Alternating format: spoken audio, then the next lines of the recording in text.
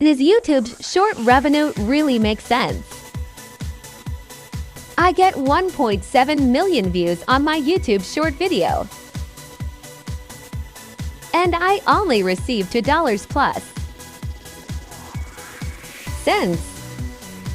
Can someone tell me if that makes any sense? The amount of view versus the money. See for yourself.